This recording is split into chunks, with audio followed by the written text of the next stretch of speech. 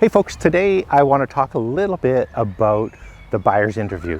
When folks are interviewing a buyer's agent, there's a number of questions that are really important to ask beyond the basics. And the basics are wants, needs, when, how, what.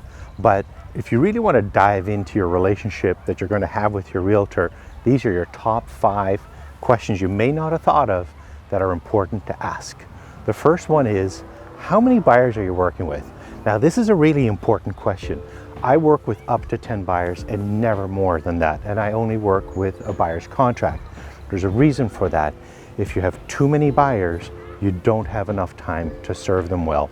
With buyers, we take a lot of time in our relationships to get to know them, look at homes, and if you spread yourself too thin, you're going to be in a situation where you're not going to be able to do a great job with them. Part of the reason that I interview my clients and they interview me is that we see if we're the right fit. The other thing, the second question that is actually a follow-up from that is, do you have another buyer like me? And the reason we ask that question is that we really want to avoid conflict of interest.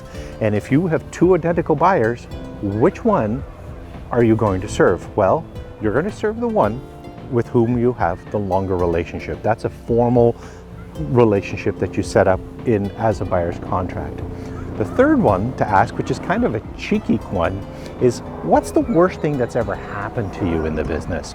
And this is really meant to open up the real estate agent to see, look, how are we as a human being and how do we deal with adversity? In my particular case, there's actually a fairly common thread, and it's closings for new construction.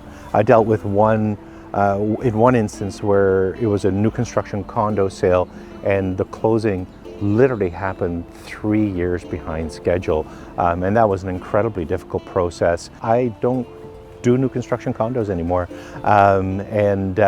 those are the kind of conversations that you get into a little bit of the heart and the soul of the real estate agent. The fourth one is, how do you get paid? This is really important because we unfortunately have a hidden fee structure, and this is probably going to get me in trouble, but I don't care.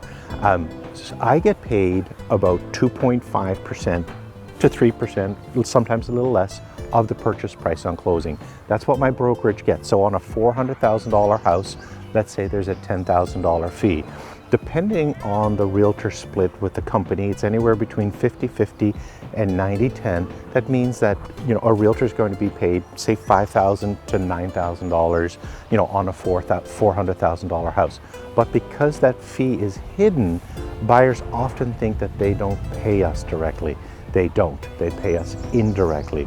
You're paying us a lot of money to protect your interests. So make sure that you ask that question so that you have a clear understanding of your formal relationship. And the last one to ask is, what makes you special as a realtor? In my particular case, I offer over 50,000 hours of honing my craft, and that allows me to really work on protecting my clients. The most fun that I have is working with a buyer and really making sure that they don't buy a property that is the wrong property. I can't tell you how many times a month or a year I say, don't buy this place.